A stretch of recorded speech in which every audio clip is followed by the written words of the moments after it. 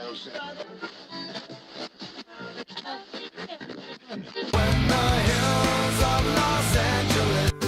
Angeles, I'm and most Hollywood night. She goes to California, oh, California. What you say about Los Angeles? LA got the people saying,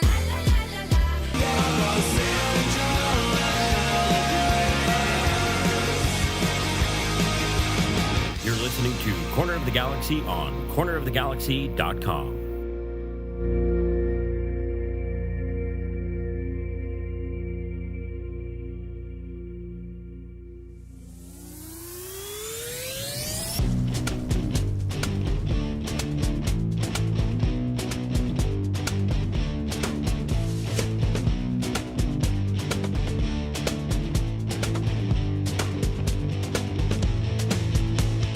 Welcome to Corner of the Galaxy, the show that talks 100% LA Galaxy soccer. We're glad you could join us. Now it's time to sit back and relax as your hosts navigate through the twisting, turning, but never boring world of your six-time MLS Cup champion, LA Galaxy. Hello, everybody, and welcome to Corner of the Galaxy on cornerofthegalaxy.com. I'm your host, Josh Guesman, coming to you on a Thursday, January 16th. Signings are happening. Look out. Everybody hang on. Zanka is official. JT Marcinkowski joins the LA Galaxy as well. There's also some other things that are on the peripheral, and now a bunch of questions surrounding the LA Galaxy roster, goalkeepers, defenders, all that fun stuff. Do we have some breaking news for you today? I don't know. Maybe we do. Is that a good enough tease? I'm not sure. It's still early in the season. Trying to get pumped up. Trying to work it out. But we're glad that you're here to join us. And to help us do all of our fun stuff we're going to do today is the Hammer himself, the Portuguese Hammer, Eric, the Portuguese Hammer Vieira. How's it going, bud? It's going all right. I'm right there with you. Again, not a great pod. I know you teased the breaking news, but when we're saying, all right, let's get excited for the season, I think both you and I are like, it's January. We're MLS Cup, so champions. We don't need to worry about the season until we get in the meat of it and we start talking CONCACAF Champions Cup and all the fun things. So we're going to ease our way into it. Still January. I know people are excited. They want the news. They want breaking things to happen, all the signings. But hey, we're still in the honeymoon phase, folks. We got to enjoy it. Still soaking it in. We're living off the fat of the land. Life is good.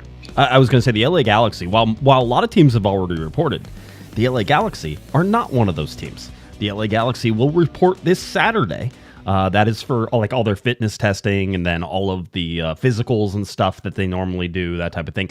They will be doing that on Saturday. I think they do some of that on Sunday, and then they show up on Monday where they'll actually be on the training field, which puts them about basically 7 days before their first preseason game that takes place. It's a scrimmage, please. Scrimmage, it'll be. And by the way, probably we're only 4 weeks out. Yeah, we're only 4 weeks out from the last time they played anyway. Yeah, 100%. If just a couple weeks longer than that long break they took between when they were first entered the playoffs and then had to make it to the second round, right? So all of that interesting stuff is sort of there. One of the stuff, and we'll go chronologically a little bit here, is that we had talked about on Monday whenever Tom Bogert put it out about the rule changes that were coming. Well, those rule changes were official, and we got more than just the internal trade mechanism now that you can use cash for.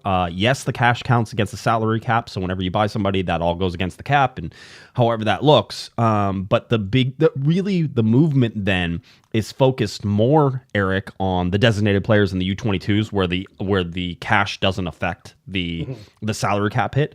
So that's what I think. That's what you're going to see. There's already Lucho Acosta and then Evander in Portland. That's one of the big names. Yeah. So, and it seems like if Lucho Acosta goes, then Cincinnati moving him, then Cincinnati possibly going after Evander to bring him in. Dominoes. FC Dallas possibly looking at Lucho Acosta, right? So there's things happening there, but that's going to be the big deal. I think that's what we're going to see. There's a limit on that. You're allowed to do that. You're allowed to buy 2 players that way, and you're allowed to sell 2 players that way. That's your sort of limit. So again, more training wheels come off. I know Kevin was sort of get off my lawn about this stuff, but in my mind, it actually is opening up more movement and more things. It's one of the reasons that the MLS Players Association was able to get behind it, because they want to see the movement. They want to see the mechanisms for acquisition to continue that way. So Again, nothing major, nothing huge, but we got solidification on some of that information. We also now know, as Tom Bogert reported in this, I'm just using his tweet because I was too lazy to go find mine. It has it all. It has it all. That's why you follow Tom Bogert. The mustache is always correct. Teams may now buy out 2 contracts per season instead of 1.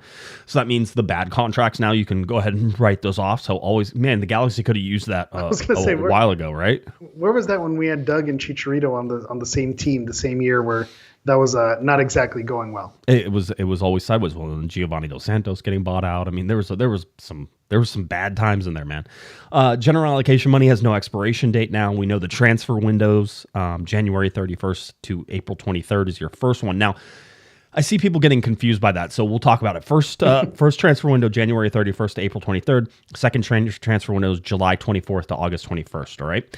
That second window coming a little later in the year than I think we're really super accustomed to it. I believe that's a little later. I thought we were like July 1st-ish or maybe a little after that last year, or at least in the years prior. Anyway, July 24th, August 21st is that summer transfer window. That's the one you can see who's going to be active in that one. Teams can switch roster building path mid-season, which means the 3 DPs and 3 U22s or 2 DPs and 4 U22s. I think I spoke incorrectly on that at one point. I was going to say, did you say enough numbers there? If you say enough numbers in a row, you're going to mess up at least one of them. At least one of them. So anyway, so those are the sort of the big deals. The big people were freaking out a little bit about the January 31st. Like, what that means? You can't sign players and they can't practice. Now it's fine. Don't worry about it. It's yeah. I was going to say it's the new season. I feel like we have this conversation every year where, the player signings get announced. The paperwork isn't, pen to paper signed and turned in until the 31st. That doesn't mean that work's not getting done and stuff's not getting done behind the scenes, and that maybe wasn't even already done before today. And it's just a matter of timing, to get around to it. To the trades, I'll talk about that. Just to kind of circle back to that, I was on Lacuna Galaxiana talking with Ananda and Rob over there about this, and the question was, is this a silly MLS mechanism or is this something that moves the league in the right direction? And I think the answer is yes to both of the questions. It's because it is a it's a silly machination, but also this allows teams like the LA Galaxy, who are not afraid to spend money and go after players that they need to get those 2-time trades. And I think it makes you reevaluate the assets that you have as well, because we were talking off air, and I'm sure it will come up when we have our conversations later. A player that maybe isn't as attractive, you're not going to be able to sell on to Europe or to Liga MX. Maybe the player is more valuable in league, and then now that opens up the window for you to have more business happen within league. So is it a silly MLS thing? Absolutely. But does it help the league and give them more options to make your team better? That's also true. By the way, I just put up a super chat goal. If you guys hit that goal and it's 20 super chats, $2, $2 or higher triggers it, 20 super chats, I will release my 3 news nuggets that I have. Wow. Yeah, I know. I'm making them work for it. Pay to play, baby. This is the United States. You got to pay to play. I thought this was the January show. I didn't know we're in mid-season form here with setting the goals. You know what? Yeah, I'm worried. I got to collect my own general allocation money. It's one of those. I got to start stacking that up. This is for the trade. Where am I going? Yeah, where am I going to land? Wouldn't you like to know? This isn't Bruce Arena or Will Kuntz here. You don't get to choose. You're just going to go. Enough. You're going to get the call. This is Pete Vianis here. I'm going to tell you you're staying, and then you're going to be shipped out here, and no problem. So, Pistol Pete. Well, there you go, 100%. So anyway, so those are sort of the rules that sit in there. And now we understand where all these things go. That January 31st transfer window, all that stuff can get done beforehand. So I don't think there's anything that's major or something that you have to really have to worry about it. Let's get to the signing of Zanka, because that was one of the ones we were talking about. Mathias Jørgensen, not to be... I know a lot of people were like, oh no, it reminds me too much of that one guy who we don't speak of anymore, who used to be a defender. He who shall not be named. But the Zanka signing was one that we expected. It was one that we expected to come across the line. The LA Galaxy signed Zanka to a 2-year... this is a 2-year contract. basically through the end of the 2026 MLS season. He will take up an international slot. He will take up an ITC. So he has to get his international transfer certificate, get his P1 visa, and the international slot that he comes in. He's 34 years old, having made over 500 professional appearances in top leagues of Belgium, Denmark, England, Germany, Netherlands, and Turkey since making his professional debut in the 2007-2008 UEFA Cup for FC Copenhagen, and 36 career appearances and 22 starts for the Denmark's national team. Zanka has scored 2 goals, one of which came in the 2018 FIFA World Cup of 16 match against Croatia. This is a guy who is extremely experienced. Again, whenever I was talking to somebody, they're like, kind of similar to Maya Yoshida, right? Which was, you have this very experienced guy. He's played in his national team. He's played in all these different countries. I believe Chris Tucker said the first Danish LA Galaxy player ever to be on there. It was something like 53 different countries have been represented by the LA Galaxy. Chris Tucker's a wealth of amazing. I was going to say, there's no way that can be correct, but if Chris Tucker says it, then it has to be correct, because you're not going to doubt the spreadsheets that come along with that man, the effort that he put into that. One of the things that I see too is he did not ask me to say this. I just would like to bring it up. He's selling one of his jerseys. Did you see the jersey that he's selling? I did. Game worn David Beckham. That's good for him. Handed to Chris Tucker by David Beckham after a game. Not only that, but one of our Discord members then went in, looked up images of that game, and there's a big stain on the left sleeve from like a grass stain. It lines up. And he sees the slide with the elbow in the grass that probably was from this. I mean, it's a beautiful thing. Last I heard, that bid was sort of up to $750 for that jersey. It's too low. It's way too low. $750 is like bare minimum. I quite honestly, if I had the cash, I'd offer him $2,000 for it. That's what I think it's in that realm, $1,500 to $2,000. So anyway, go see at Zero Cool, and you can put in a bid on that jersey just in case you want to do that. Again, he's not paying me to do that. I just want to do it. Yeah, I know he's trying to get rid of it. I want it. I can't have it. So I want somebody to have it. I've already had some business transactions with Mr. Tucker there. My Ezra Hendrickson jersey. Let me say that at 10 o'clock at night here. My Ezra Hendrickson jersey that's often in the old studio, and when I had it in the background, that's a Chris Tucker classic that I was able to work some deals and get things going. So Abel Xavier was another one that I was able to get from. Whenever there's a Portuguese Galaxy player jersey that's going through, you always have to make a grab at it, and fortunately, when you're able to make those connections, you make it work. And was happy to hand my cash flow over to him. Yes. He benefited from it. Yes. I benefited from it. Everyone leaves happy. Everybody's happy, 100%. So the Zanka thing, though, is here's the thing: is that I know there's a lot of people who looked at it, the Anderlecht fans, and they were like, "Man, this guy sucks." Like literally, Anderlecht fans on the LA Galaxy page. Thanks for taking him. He was horrible, and blah blah blah, whole deal. I'll say this: that the LA Galaxy have been pretty good under Will Kuntz, under Gordon Kleshin, under the guys making the decisions right now on who they're picking and why they're picking. This is, as I was told, this is the replacement more or less for Cáceres, if you really want to know, right? Okay. So this isn't a Maya Yoshida replacement, which we'll talk about later.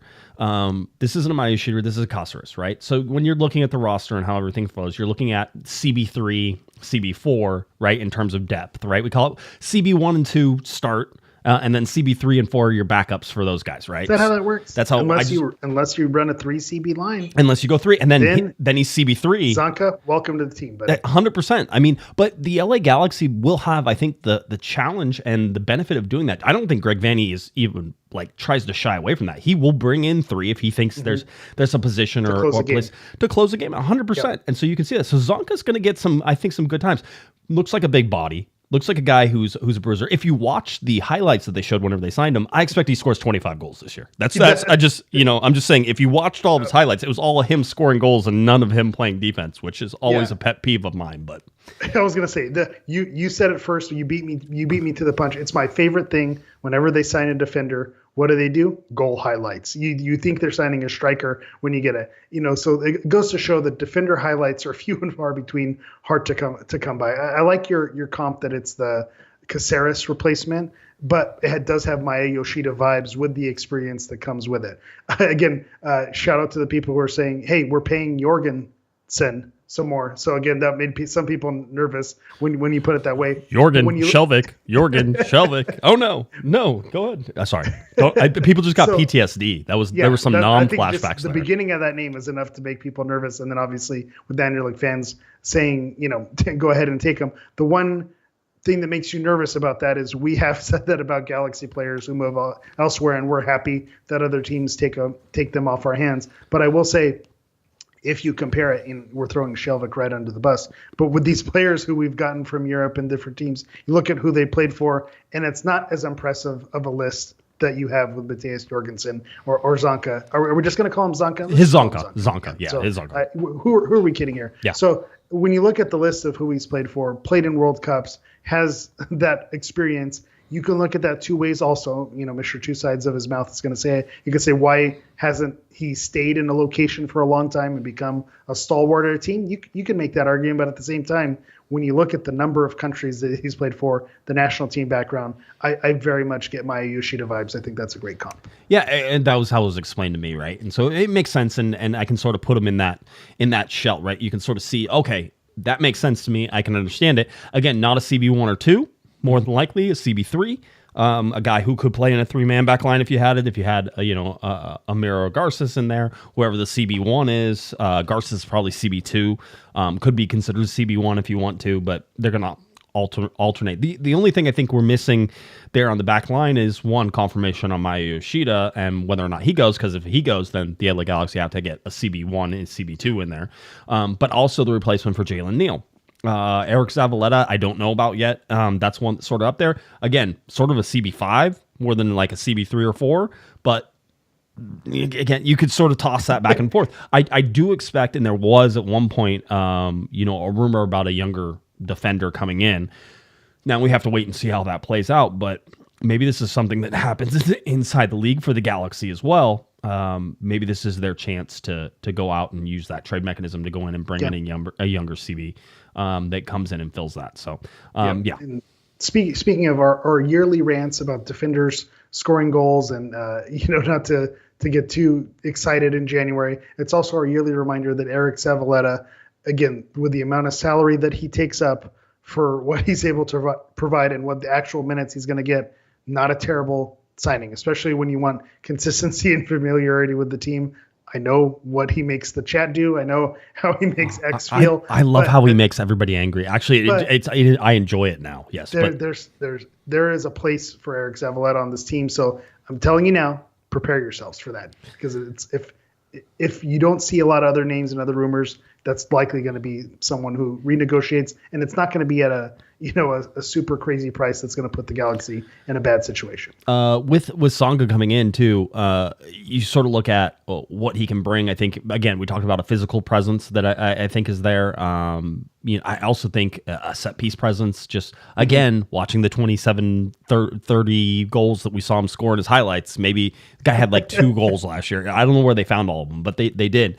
But I do think he gives a little bit more presence in terms of the LA Galaxy on set pieces. Maybe that helps. The other thing is, if you're going to bring back Maya Yoshida, you can't count on him to be available for every minute of every game again. I'm not saying he can't do it, but I'm just saying you can't count on it. And so having somebody with the background and understanding maybe that they can split time with, so that way you're not putting as much wear and tear on Maya Yoshida, I think makes some sense. So in terms of what they're doing, one is, I believe Anderlecht fans. I'm not gonna sit there and say it, but I would also say that defense is a team sport, and defenses can look really bad and have good players on them. And so I think that he could definitely be one of those guys who comes in and makes a difference for the LA Galaxy, whether that's off the bench or whether that's at a 3-man back line or whether that's even taken over for Maya Yoshida.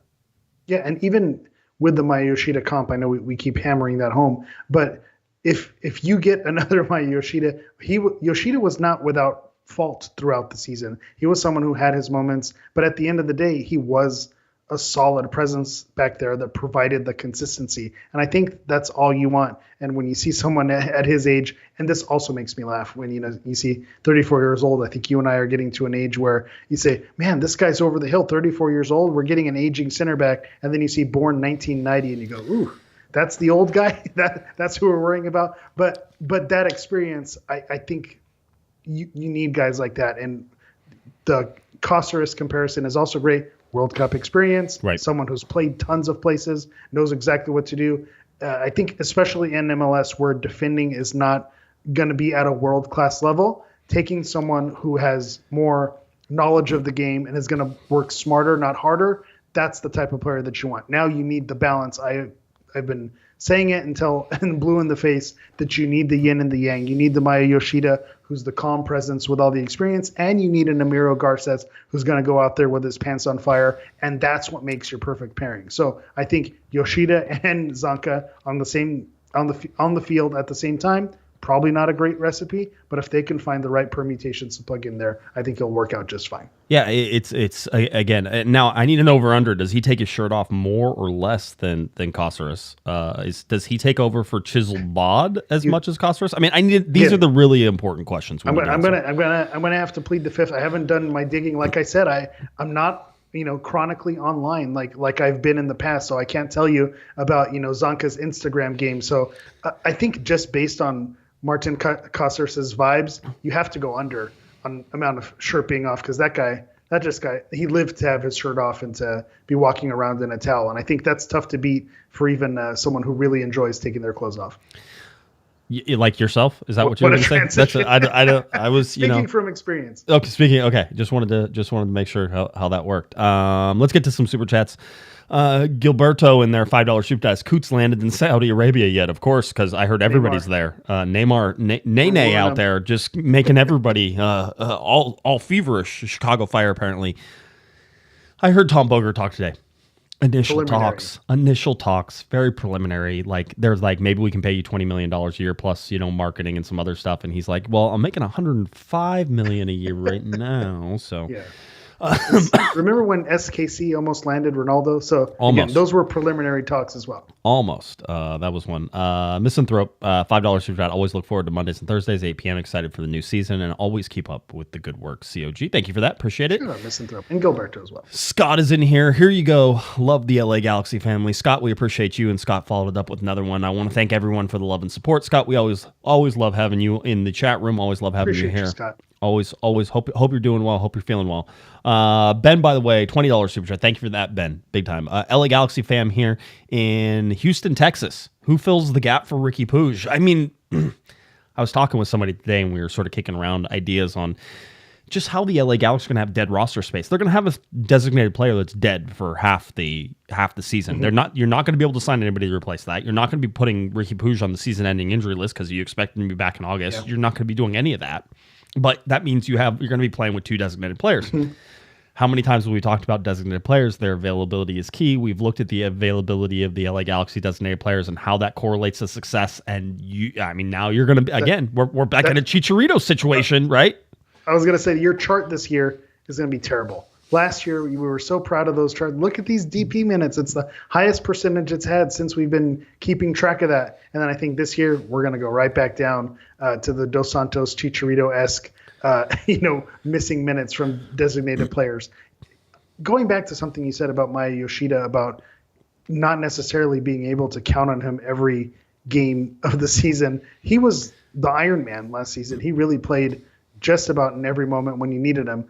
But looking at the LA Galaxy, the 2024 LA Galaxy as a whole, that was really, for the most part, a pretty injury-free season. You had your moments here and there, but that's when you talk about when are the years when you can win MLS Cup, when you're not having players with serious season-ending injuries or injuries that are going to put them out for an extended period of time.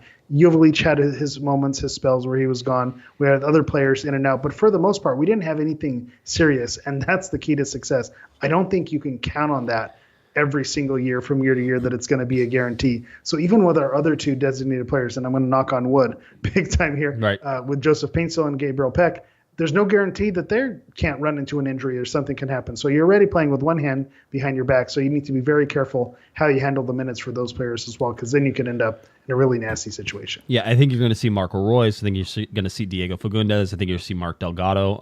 I think those are probably going to be your fill-ins for now, and anybody else that they end up signing. But I don't think people keep saying they have to sign somebody to replace Ricky Puig. They don't. They really don't. They have people in there that they can, and I don't think you can sign somebody for that position knowing that Ricky Puig is going to be back in half a season anyway, plus salary cap implications and everything else you have.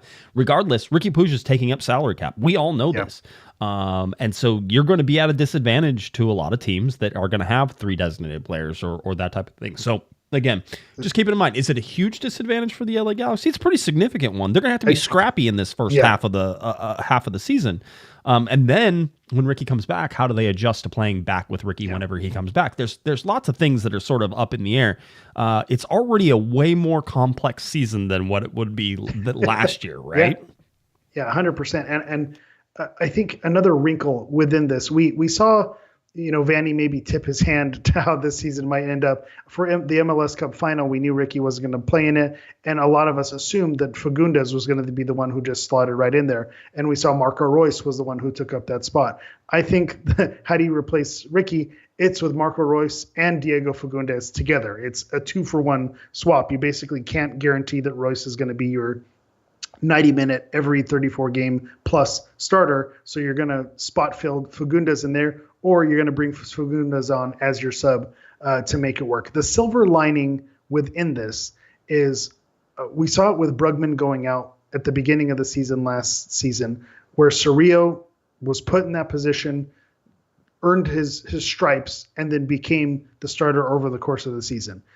If you have someone, if you're able to bring someone else in to get minutes that they maybe would not have gotten with Ricky on the roster, you're now going to get someone who's going to get that seasoning, get that experience. And so when Ricky does come back, that gives you even more cards in the deck to play when you get into a playoff run or when you start playing some of those important games, in competitions, if the Galaxy make it that far. I would also like to point out the LA Galaxy tracking Lucas Sanabria now. People are going to call him a defensive midfielder. I will tell you the LA Galaxy do not see him as a defensive midfielder. They see him as a box-to-box. Who was a box-to-box guy they just got rid of? Gaston Brugman was more. We're going to call him an 8 in terms of the box-to-box idea. Sanabria, the Galaxy see as a box-to-box guy. Having said, I just said, the Galaxy aren't going to go out and sign somebody. You're going to get different things from different guys. This is not... Remember in Moneyball? Whenever they were like, we need to make up this many home runs, and we're going to do it by signing like 6 guys versus 1 guy, like that type of thing. This is what the LA Galaxy are doing. They're moneyballing this. Yeah. You find somebody like Lucas Sanabria, who's going to be U22, who you can invest a whole bunch of money in. In fact, reports out there right now, and I can't confirm them that the final fee was about $5 million, and that this deal looks like it's headed towards the finish line. That basically they wanted 6, the Galaxy offered 4.5, and they settled at 5. So. Again, U22 money is a different game. There's unlimited acquisition fees, so it doesn't hit anything. And then the U22 costs, I think, $150,000 to $200,000 depending on the age of the player against the salary cap. It's wonderful. When players age out is whenever you have the problem. Dejan Joveljic is one that we're still looking at and watching to see what the LA Galaxy do with, because as we've talked exhaustively on the podcast already, no matter what you do, and this sucks for Dejan. If he wants more money, you're like, dude, I already have to pay you $500,000 more. I don't really have to. It's salary cap money, but that's what I feel is that I'm paying you $500,000 more. You don't get the discount. No, you don't get that. Yeah. You do. So there's nothing there. And by the way, I think Dejan Joveljic deserves a raise. I think he deserves everything that he needs, and maybe this is the time to move him. I am still very bullish. Is it bullish? It's bullish on it. Yes, I'm very bearish. Bulls charge, bears run away. Look at us. Yes, just a couple of investors talking about the market here. Yeah, I'm still very bullish on them selling Dejan Joveljic. I still think that happens, and if that happens, they have to find a replacement and everything else. Miguel Berry is an awesome dude. 10 of 10 personality. 10 of 10 if you want to hang with somebody. Miguel Berry is the guy you bring. Like, have you ever had a friend like that where you're like, you just like to hang? Yes. And you're like, that's Miguel Berry. That guy needs to come around. We know a guy like that. I think, where you need to invite them. And even this sounds like an insult, but like this guy's going to get us to the next, he's your transition guy who's going to get you to the next place that you Yes. need to go. So yeah, you need people like that. I've hung around you and your family and your friends, and all of them are like 10 of 10. Like I go to every time you invite me anywhere, and I know your family's going to be there. I just tell Michaela to I'm like, buckle up. Here we go. It's gonna get wild. Somebody's getting drunk tonight. I know guys who know guys who know guys. 100%. I feel that way every time. So let me know when you're coming back out. I'm ready to go. I can usually do one of those a year. So I'm at this age, one of those a year. Yeah. When we get an Uber to go somewhere, oh my gosh, whoa, are we spending? We are crazy. So that I would like to point out. So I do think Lucas Sanabria is one of those things with Ricky Puig. I would like to point out something that I don't think was reported enough whenever it happened, and I will give credit to Greg Vandy and Will Kuntz for this. But when Ricky Puig suffered his injury, they were quick to announce that he was out. Right? Mm-hmm. Remember, I think, it happened on, what was it, a Saturday or Sunday? The next day, they announced it very quickly. Very quickly. That was 100% by design. And the idea was everybody on the team needs to know, because we don't want to go around acting like it's some secret. So we don't want to do that. Plus, we want to know about it. We want to get over it, and we want to get ready for MLS Cup, right? It was like, let's do this right now. It kind of reminded me a little bit of like Chad Barrett, who broke his ankle, leading up to MLS Cup. There were 2 weeks before MLS Cup, and in training session. We got a treat to an Alan Gordon performance, if I remember correctly. No, it was somebody in the chat. Alan Gordon played in an important game that maybe he had. This was when he, the long hair, the Alan Gordon that we know and love.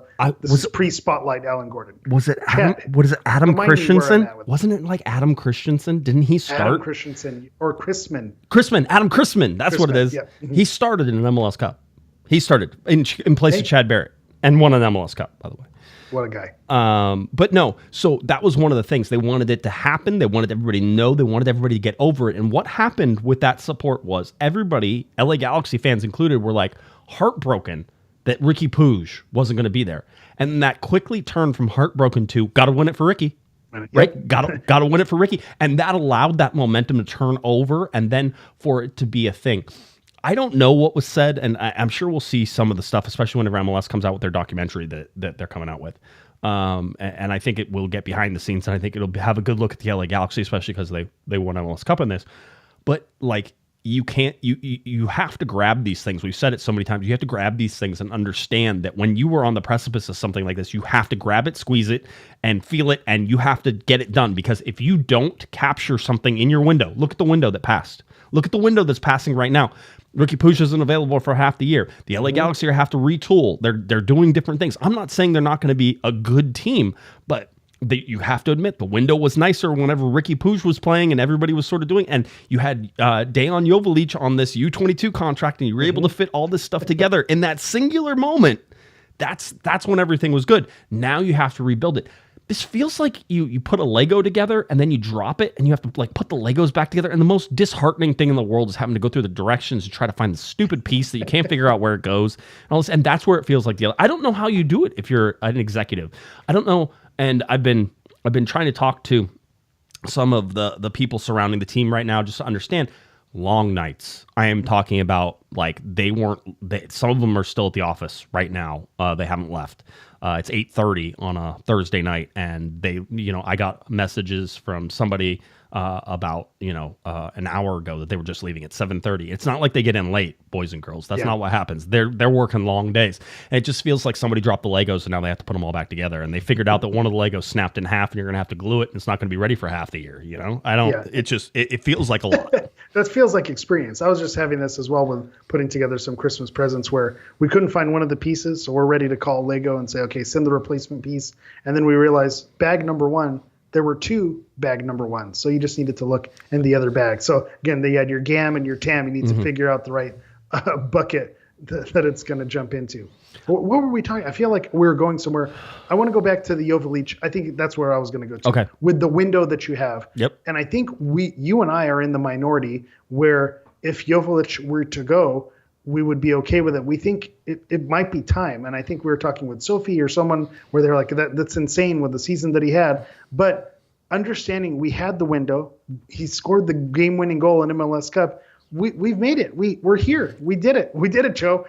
We're done. And so now, okay, go get paid somewhere else, and then let's restart the wheel. Let's get a new bag of Legos in here, and then we'll start building from there. And that's not a shot at Dejan Jovalic. It's just I think that window has passed, and I think the longer it goes on, there's a potential for it to maybe sour a little bit to where now you're never going to go out higher than scoring the game-winning goal in MLS Cup and then going and getting a payday. And I think that's why you and I are okay with it. Right. But obviously with fans who saw the season that he has, I understand why you want to hold on to him. LA Galaxy admin out on X today was thumbing through some LA Galaxy videos. Basically, hey, tell me a goal you want to see, and then they were putting up gifs of the goal.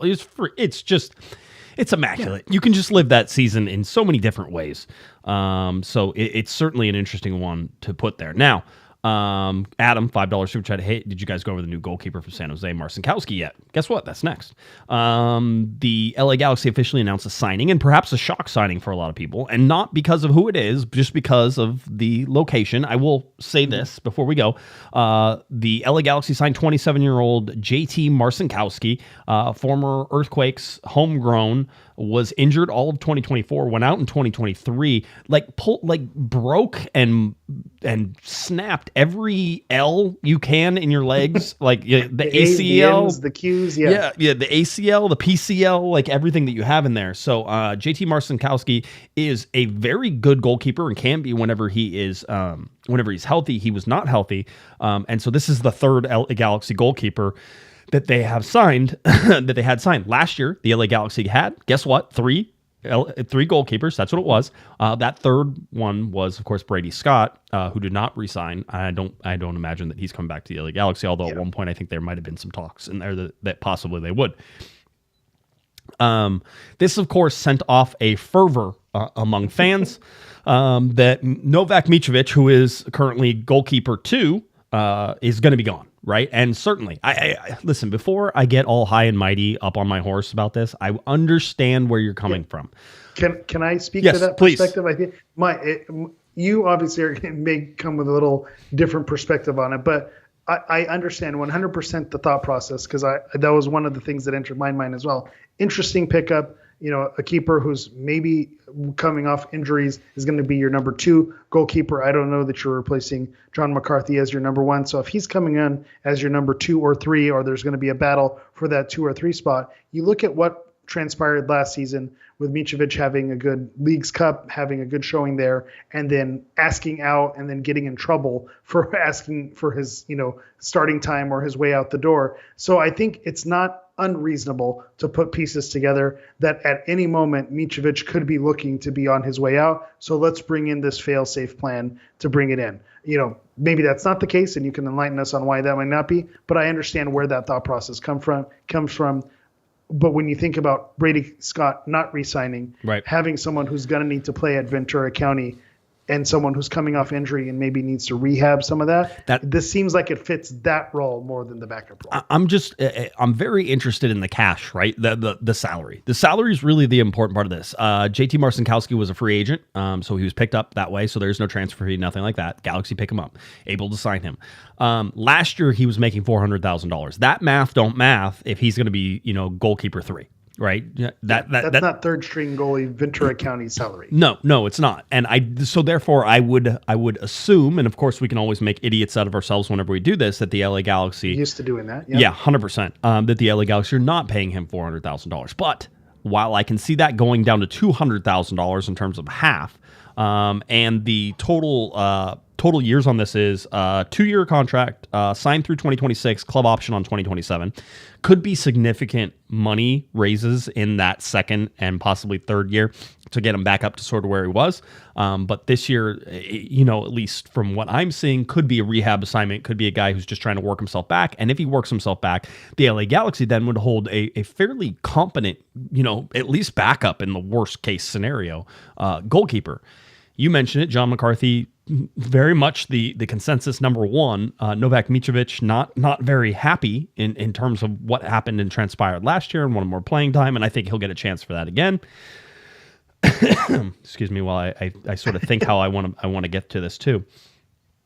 One of the breaking news items that I have for you right now is that as of right now, the LA Galaxies have no plans to move Novak Mitrovic. That it seems that, again, as it stands, that he's not going anywhere. So, that being said, he either then solidifies goalkeeper 2, Marcinkowski is goalkeeper 3, and John McCarthy is number 1, or the only other option is that perhaps there is value within the league for John McCarthy, and MLS, winning goalkeeper, sort of, I think fits in a fairly relatively good salary spot at $290,000, right? Roughly $290 from last year, and who knows what the changes are for that. Yeah, that's a bargain for a 2-time MLS Cup winning goalkeeper, and we kind of were singing his praises last week. But that is the new wrench that gets thrown in with the trades and being allowed within the league. That's exactly the type of thing where we were talking about, where a player who's John McCarthy, is not, Arsenal's not coming with the Matt Turner deal for John McCarthy, but another MLS team could be looking to trade assets and to be looking at them. And when you have a Mitrovic who maybe looks like he could be just as serviceable, then that becomes maybe a more attractive trade piece when you get there. So that's not to throw John McCarthy out for what he's done. It brings another wrinkle into it that you need to consider, because that is an option that you go with Mitrovic. The last thing, we're broken records on this one also, but I was talking about injuries. We're very fortunate that she had no injuries. You can't guarantee that a player, is able to make all 34 games. Novak Mitrovic is, a sprain, a growing injury, yes. A finger, a pinky, something away from becoming your starter for 4 or 5 matches, and then putting himself on the radar, and then maybe getting Vanny to ask him some questions later down the line. So I think there's a value in being the one in waiting. I do think if we have another season or replays itself the way that it went last season, Mitrovic he's going to want to go. And I don't know exactly when his contract is up, but he's not going to want to be his number 2, for 3-4 years in a row.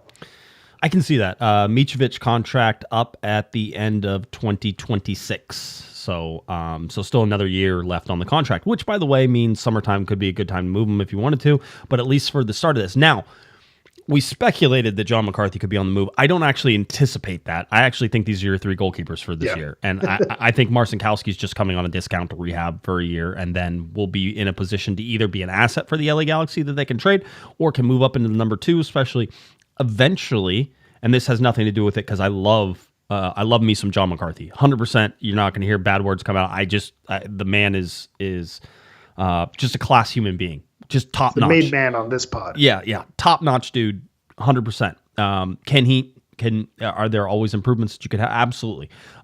Eventually, John McCarthy is not going to be that number 1 anymore, right? I mean, that's going. I mean, he's not getting any younger. Not saying he can't be a number 1 for someone else or for a long time, but the Galaxy invested too much money in Mitrovic for it to stay too long. So either they move Mitrovic in the summertime, or they find a way to sort of move John McCarthy into the number 2, however that goes.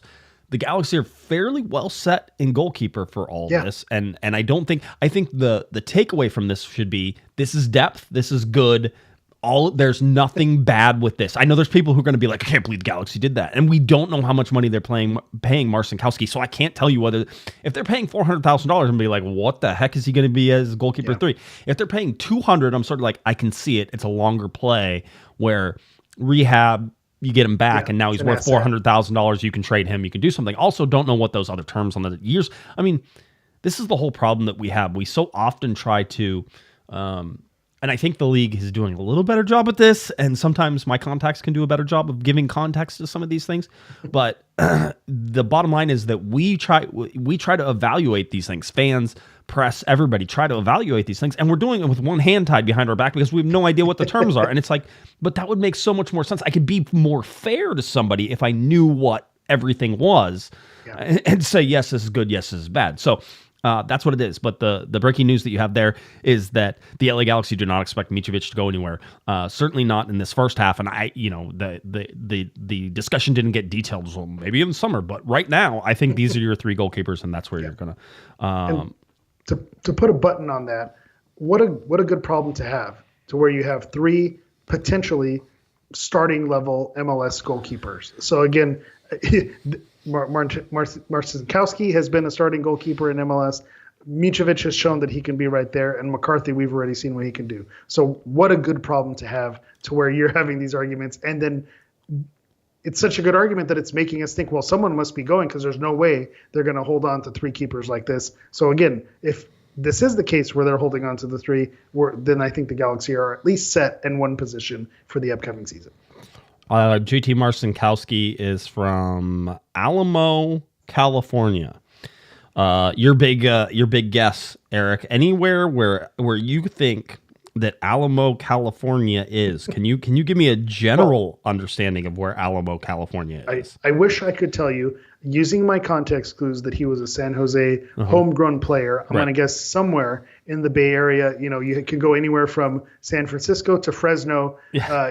Who knows? That's a nice one. I like that. Adding Fresno into the Bay Area. Okay, good. Yeah, you can. Well, I'm saying you right. I think that San Jose, that's probably as far down as you can go. So I think that gives you a good buffer, and in terms of where Alamo, California. Did you look it up? I did. You know where it is? I on the did. map? Yeah. So north of San Ramon, which is on the east side of the bay, right? So you get basically you're into Oakland, closer to the bay, but yeah. over the mountains from Oakland, over the hill that's there on the backside. Walnut Creek, it's just south of Concord is north of there. So Alamo, California, is right there. Some south of Walnut Creek on the 680. Somebody either looked it up east of Oakland, so Feel the Berm was all over it as normal. I don't think we should be surprised by that. I was gonna say that. I think my knowledge of California random cities stops at the Central Valley. I don't go much further north than that. Yeah, that's I understand. I think that's fair. 100% fair. Let's go for breaking news item number 2. Breaking news item number 2 is something I can't confirm. Alex Ruiz had picked up that Saprissa had sort of put out that Gino Vivi was going to be at Saprissa for another 6 months. That is true. That will be the case. And so that's your other little news nugget. Not a big one, not a huge one, but that's okay. Another news nugget that I can give you here as we're sort of going through there were reports out of Diarlo Ole is the reporting party on this, that apparently Julian Aude is possibly an option for River Plate, and I can tell you that there is something to that. Now, I think that might be very preliminary in terms of reaching out and trying to see if there's anything there, but it's not nothing. I want to be very clear about that. It's not nothing. Julian Aude is, at least it seems introductorily, someone that River Plate could possibly be interested in. All right. So again, a U22 guy. If you move, opens up that spot or a spot. Yeah, opens up a spot there, and certainly could be some cash that comes in to help you keep somebody like, let's say, Dejan Jovalic, if you wanted to do that. Now, here's the thing. I know for a fact that Julian Aude, I know a lot of people are pointing that Julian Aude didn't start down the stretch last year and the whole deal. I will tell you right now, Julian Aude suffered from a hernia issue that he was dealing with for most of the season. Was still dealing with that towards the end of the year. That's not an easy thing to come back from. Yeah. No, and so fully healthy, I would. And by the way, again, big fan of John Nelson and everything he was able to do and all that stuff. I would suggest that Julian Aude is your starting left back should he be healthy. I think that's not even a really questionable case. You can say all you want about John Nelson and everything you want. Galaxy invests a lot of money in Julian Aude. He has probably the better going forward ability. John Nelson, by the way, really improved in that so much over the year. But if you're looking in terms of depth, it would be Julian Aude and then John Nelson if everybody's healthy and everybody's ready to go. I don't know if you mentioned, but also the Argentine youth national team picture. That's what Aude is a part of. So when you think about where Argentina ranks in the world rankings, to have someone who's in that pipeline, and especially when they're being identified by River Plate to be brought in, this isn't, this is my favorite thing, to not be disrespectful. This isn't, a random team in Ecuador, middle of the table. This is River Plate in Argentina. So if you're going to go to Argentina, that's, you can't do much better in terms of who's going to be able to make you an offer and who is looking at signing players who are going to be of quality. So I think that doesn't need to be forgotten. And there's a little bit of a theme here where we keep kind of looking back and thanking our lucky stars for how great 2024 went. We love what John Nelson did. I don't know that we can lean on John. Like, would you bet your life on the roulette wheel, that we're going to get John Nelson another banger of a season like that again? I don't know that you can bank on that. I think I told this story. You guys have to remind me if I did or not. I was talking to someone who is very involved in the league and the whole deal, and talked about John Nelson at St. Louis and how he wasn't a very good player for St. Louis. However that ended up being. If you remember, St. Louis didn't play him like the second half of the season because he had a contract pickup. If he played X number of minutes or X number of games, it would automatically trigger an extension. And so St. Louis literally parked him on the bench and was like, no, you don't get to play. And then the LA Galaxy saw that and said, hey, we can bring you as a good backup for Julian Aude. You want to give credit to Will Kuntz and the team for finding somebody and putting that in. I will also say I think the guy just developed into the system. Maybe that's a Greg Vanney tip of the hat too. He took a guy who was struggling in a position that didn't play very well in St. Louis. He also had a lot to prove, right? John Nelson was like, I have a lot to prove because they sat me on the bench. They didn't do anything. So there was motivational factor there. All that stuff being the same. Love John Nelson. Love everything that he was able to do. I'm with you. I don't think if you're trying to bet your house on whether or not John Nelson is going to be your starting, I don't think you do that. I couldn't. I would I would do it more on Julian Aude than I would on John Nelson, sort of repay. And we've been proven wrong plenty of times. And like you said, John Nelson, I remember specifically having a conversation that the only time we were going to talk about him was the fact that they signed him in the preseason. We didn't expect to see him again, and he went out there and he proved us wrong. So he could absolutely go out there and prove us wrong again. But I don't think it's unreasonable to, when you have someone with the potential and that you invested those funds in without to pull away from that because you're going to throw it all behind John Nelson. Again, no disrespect to John Nelson and his family. Big fan of John Nelson. Big fan. The bottom line is that the 2024 team and all the guys around it are just, they're such good guys that it's really hard to root against any of them. And they were such a good family, and you wonder how all the changes sort of mix that up, right? So and it elevates it up a notch when you're the MLS Cup winning team. So every year we can say that, how these are good guys. You develop those relationships watching them over the course of the season. But when you have that, immortality where you're an MLS Cup champion, it is harder and harder to disassociate and kind of move on from those players when it's time for them to move to other places. Last bit of breaking news that I have, and I've said this before, but I want you to know that when I say it this time, there's more behind it whenever I say it. I was optimistic that the LA Galaxy would bring back Maya Yoshida. There were lots of questions for that. I was able to have some conversations and sort of solidify that a little more. It's very much expected that Maya Yoshida is coming back. I would be super shocked and surprised at this point. Like, if you're asking me probability wise, I'm at like 95% that he's coming back and that everything's good. And they're probably just like, they're going to announce it tomorrow or something just to make me like feel like I waffled too much. Nobody said he's for sure coming back. I want to be clear about that. But I think everybody's expecting him to come back, and so I think that happens. I will say it is interesting because in many past seasons, it almost has been like a kiss of death when players out of contract, no deal has been agreed upon. We say it every time. There's always the possibility that they could renegotiate a deal and come back. And I don't know that I can remember, another player that was out of contract but still negotiated and came back to the Galaxy. You see players find other landing spots, but I can't remember a player, at least in recent memory, that situation where they were out of contract and then they renegotiated a new deal with different terms afterward. It's usually when you don't renew the contract, it's done and they move on to greener pasture. So that is the surprising part about it, and why you didn't want to commit that he's coming back, because it's rarely happens when players are put in this situation. The really interesting thing, so I had a discussion this morning about that before the press release that was put out today by the Dodgers, and it's not often we get Dodgers press releases, so it's always interesting to see those. But basically, the Los Angeles Dodgers, in conjunction with the 11 other professional sports organizations in Los Angeles, will come together to host a donation event to benefit recent victims of the month's Los Angeles wildfires tomorrow, January 17th. That's Friday, January 17th. There will be 3 host sites evacuees may visit, including Dodger Stadium, SoFi Stadium, and BMO Stadium. The Dodgers event will feature players and volunteers from the Dodgers, Galaxy, Kings, and Sparks organization. I can tell you who those LA Galaxy players are.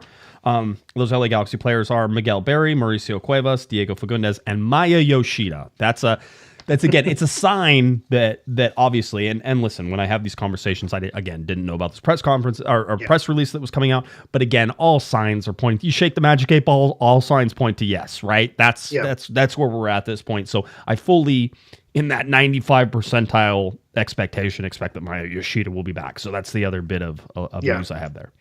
They're not going to trot him out there in Galaxy gear signing autographs and then say, all right, well, that was it. Time to move on, especially, given the timeline of when they're going to start reporting and everything. If anything, I think this press release maybe forced, the front office's hand to where now an announcement needs to come out or something official does need to be put forward because, everyone's scratching their head on what exactly has happened there. So we could put the puzzle pieces together, but it's just a matter of making it formal. And I also think that the Galaxy chooses which players are going to attend these events as well. So I don't think they would put that with the understanding that it's going to create some controversy or some friction. I don't know. Maybe there's wrong. Maybe there's other agreements and, with Yoshida's connection to, Japanese fans and things like that and things happening at the Dodgers, maybe there's a possibility that there's not a deal, but I'd highly doubt it. So I'm right there with you. It's just a matter of, time. And I imagine with this Dodgers announcement today, maybe we get, the Friday news dump. By the way,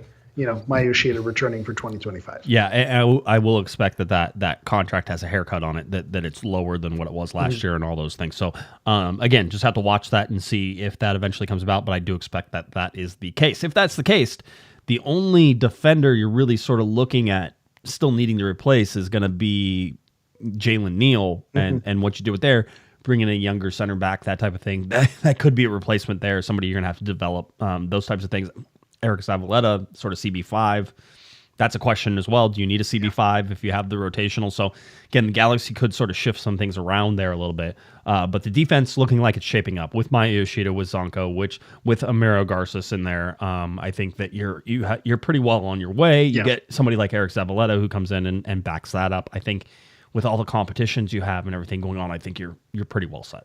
Yeah, and with the Lucas Sanabria rumors as well. I know you've been told that he's box to box, but if the transfer market, heat map is to be believed, he is in that defensive midfield, even center back spot fills in those roles as well. So you have some cover in the defensive side. I know he's been advertised as something else, but if a backup plan where you do need to throw him in those situations, I think, Sanabria is another name that you could throw around. Again, not something you can count on, but that's, when you talk about options. Yeah, it's something that's there. Edwin Cerrillo, obviously, with the big step up that he took last year, too. So Cerrillo in there. Again, if you look at the LA Galaxy and how they're currently situated, and that includes Dejan Jovalic up top, you're returning most of the starting lineup that you had, and maybe you get a little bit better with somebody like Julian Aude coming in instead of John Nelson. Maybe you don't. Maybe John Nelson ends up being the starter. Maybe you realize that you can move, Julian Aude. Again, when you're looking at general allocation money and transfer money and all that sort of stuff, there's still some moves to be made there. I still feel like the salary cap is still has the squeeze on the LA Galaxy, and the Galaxy can't squeeze that cap yet, but they're getting there. That's where the amount of money that if River Plate is willing to offer a sum that's going to, let them open up the checkbook a little bit more.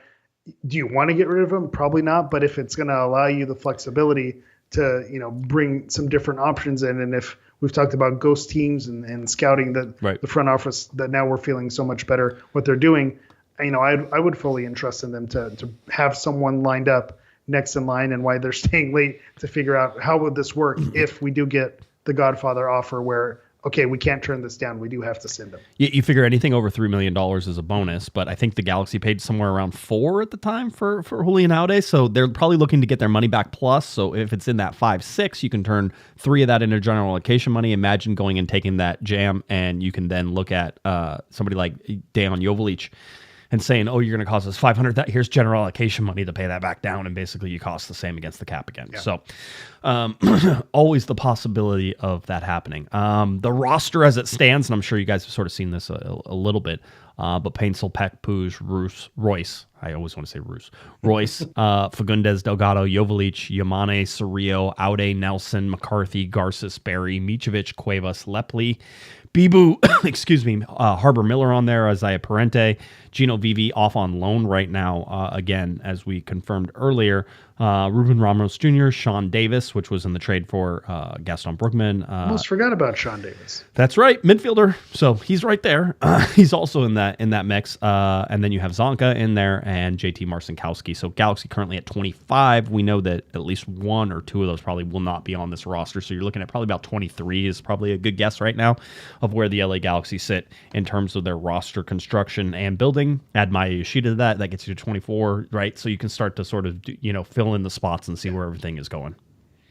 Not a bad team. When you look at that roster and the key players who were pivotal in that MLS Cup run, Ricky Puig hurts the most not having access to him. But for the most part, the core is there. We can say how lucky we were in 2024 and being happy with that window and moving on. But at the same time, if everyone who is on the roster now, if that's where you started, I think you could still expect to have some decent showings. Maybe you don't, end up on the run that you had last season, but you're going to have a decent team for a good chunk of the season. Some really interesting names being bandied about in terms of players coming into Major League Soccer and Zaha, Wilfred Zaha, right? Mm-hmm. Possibly coming into Charlotte. Was that the Charlotte? That's one? What I heard. Yeah, Charlotte. Charlotte. Mm-hmm. Okay. Charlotte in there. You had the Neymar to Chicago, right? There's some other names that are out there right now that you're sitting there going, oh, this is going to be interesting. I mean, none more interesting, by the way, than the San Jose Earthquakes and everything that they're doing with Bruce Arena. And that it pains me. I hate that to see them making moves that I'm a fan of. Right. But it's just something where there's going to be something special also about facing Bruce and him being in charge of the Earthquakes. I think that's exciting also to go and to have that rivalry added that extra element, that little extra spice to put it over the edge. I think there's going to be something very cool about that also. The California teams are going to create their own Super League here pretty soon. That's how it seems to be going. They're going to break away from MLS. It's going to be the California Super League. I was gonna say we gotta have one of those trophies, right? They have the Cascadia. There's an actual cup, correct? And yes. There needs to be a physical thing that happens with these California teams. I don't know. I know supporters groups are supposed to be involved in that, but there were some issues in the past. But I think we need to bypass that. There's enough fans of these teams and enough pride in California to where there needs to be something. The league needs to intervene and create, the Bear Cup or something like that. Which, maybe that can get misconstrued in certain parts of town. That's okay. That's okay. That's okay. West Hollywood, I'm going to keep on dancing. That's my son. One of my son's favorite songs is the Pink. It's a jam. Club. It is. It's just a pure jam. Just turn it on. He knows all the words to the chorus, so he's very happy. He loves it whenever it goes from I'm gonna keep on dancing down in West Hollywood. The West Hollywood is his favorite part. It hits. 100%. So anyway. This is where we're at with the LA Galaxy. This is most of the information that we have for you. Got your breaking news nuggets in there, so glad we could give you a little bit more on that as it comes about. I don't know if we're going to have any surprises on Friday, but I wouldn't be surprised. I'm not going to be surprised about surprises. Be surprised with no surprises. 100%. So, again, by the way, that event they're having at Dodger Stadium is pretty awesome, too. More than $3 million worth of merchandise will be available, both children and adult sizes, from Fanatics and the Fanatic Foundation to help those who have been displaced. They have gear will be donated by New Era. The Los Angeles Dodger Foundation also supplying athletic apparel and N95 masks and comfort items such as blankets from Local 300 and shirts, bags, and school supplies will be provided by ANA to help students continue. I mean, the press release goes on and on, but it's really interesting. If you have more information about that, I can give you a website.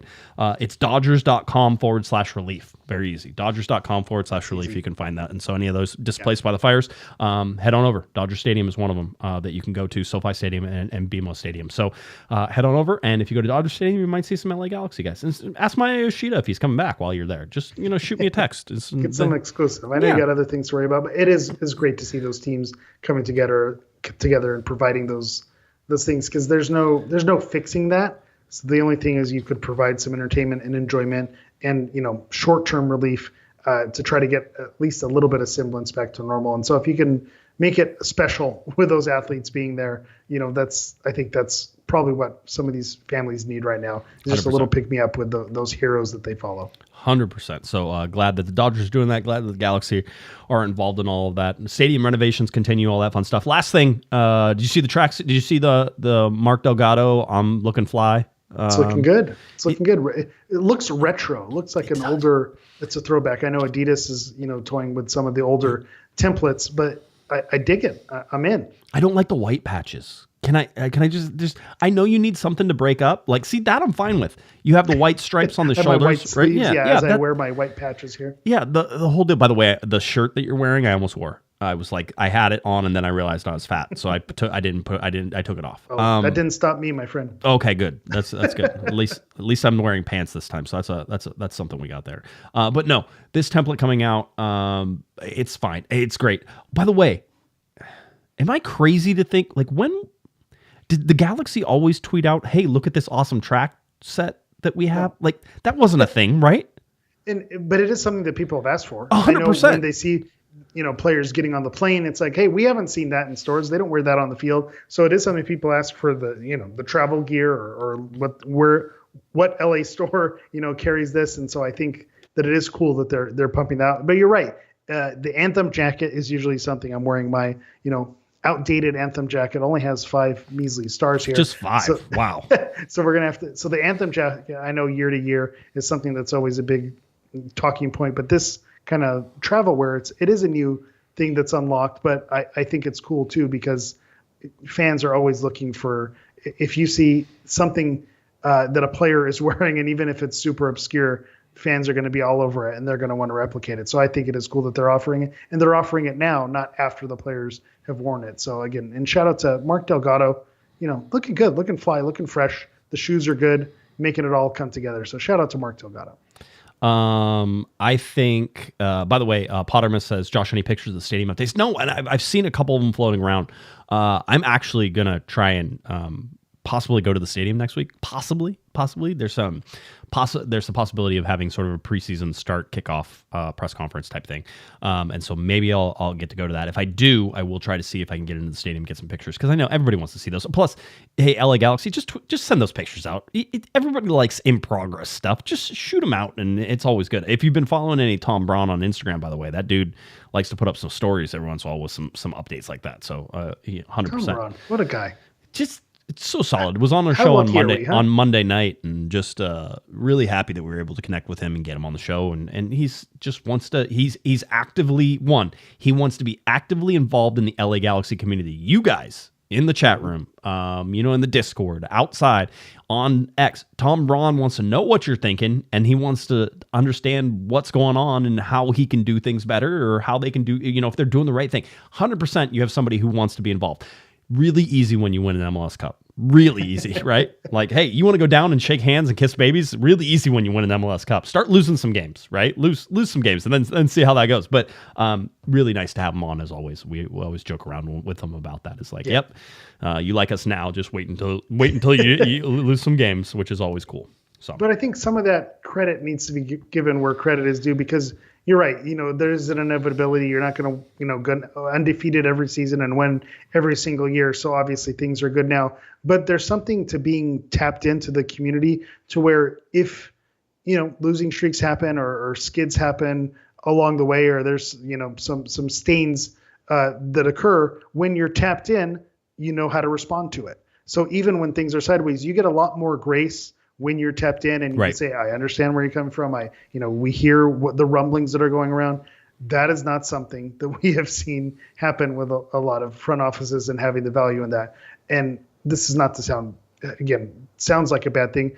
Maybe, it's not 100%. I'm not saying that it's not the case, but it doesn't even have to be 100% genuine. They might do their own thing anyway, right? But just having the facing forward and listening and being involved in it, that's almost half the battle. But we've seen, and we have firsthand experience that it's not just talk. It's not just, putting the facade forward. There's actions behind being involved in the community, and that can be backed up by Tom Braun and the team. So I'm not saying that that's the case, but I'm saying even from a surface level, that's almost the bare minimum. And the fact that he is able to back it up, it makes you feel really good about where this organization is right now. By the way, some of y'all are crazy, and I wouldn't follow. Like, I would never listen to you. Like 100%. Some of you just nuts, right? Like, and I'm always like, man, there's always that's that the fine line, right? There's you shouldn't be at the mercy of every, tweet that you read. The last thing I want is Will Kuntz being like, "What did Josh say about this player?" Like, he's like, "Who cares? Nobody. I don't care."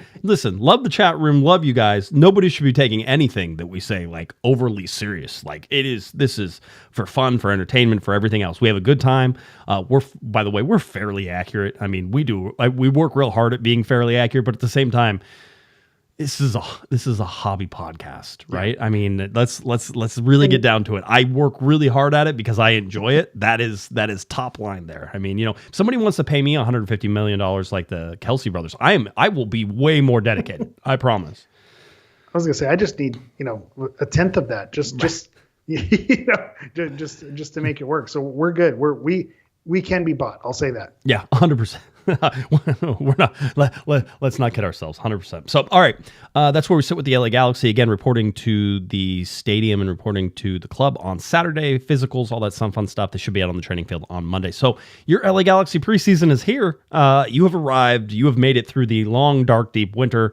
That was not long, nor was it deep, and it doesn't really feel much like winter, except we are getting a little cooler this weekend. FYI, public run days for the train club coming up this weekend. If you are interested, come on down. It's always a good time. Going to be 59, 60 degrees, somewhere like that at Fairview Park in Costa Mesa. It's going to be, I know you're like, wow, Sounds get like some it. shorts on, right? I'm sitting at 29 degrees, 31 degrees. We have an ice storm coming again next week. So again, 59 degrees sounds like heaven right now. It is. It's going to be there, but yeah, come down and visit me. I'm sure I'll be out there running around in circles for 5-6 hours a day. Sounds like a good time. So, yeah, that's what it is. Also, I don't know if I said this. I am now president of the train club. I was VP of operations. Now I'm president because, of course, Of course you are. Of course you are. And then I'm sure the Train Club podcast is going to be, on Wednesday nights. That way you'll take up even more days to make it work. So of course you are, Josh. Congratulations, by the way. Yes, thank you. President. Yeah. Thank you. If was there a vote or you just decided there was a vote? now? There was okay. A vote. All right. There was a vote. Yeah, and everything. So, somebody, Potamus Josh the Pod farther. Josh the Pod farther or farther? Or which one are we going with? Farther? I think you get farther and farther away the more you go. The more responsibilities you add there. I need a vacation. That's what I need. So 100%. All right, Eric, why don't you tell people where they can find you? We'll get on out of here. All right. As always, you can find me on all the social media platforms at Hammer EV9. So Hammer EV and the number 9. If you're looking for me, Twitter and X at Galaxy Podcast, head on over to cornerthegalaxy.com. That's a good place to start. You can go to YouTube, you can go to Spotify, you can go to SoundCloud, you can go to Apple iTunes, you can go to the Google Play Store. Wow, I actually remembered most of them that time. That was good. Just type in Corner of the Galaxy, of course, here on YouTube. Like, subscribe, do all that fun stuff. That always helps us. We want to thank you for hanging in there with us. We hope that you enjoy your weekend as the LA Galaxy get back to soccer. All right, for Eric, the Portuguese Hammer Vieira, I'm Josh Pato Guesman. You've been listening. You've been watching to our little Corner of the Galaxy. Have a great one, everybody. You've been listening to the Corner of the Galaxy podcast on cornerofthegalaxy.com. You can follow the show on Twitter and Instagram at Galaxy Podcast. And be sure to check out and subscribe to iTunes, Stitcher, and Facebook by searching for Corner of the Galaxy. Fans, we thank you for listening. We ask that you be kind and courteous to your neighbors as you read the podcast. We thank you for joining us and look forward to seeing you again. Until then, I'm Michael Araujo, and on behalf of the entire Corner of the Galaxy crew, goodbye, everybody.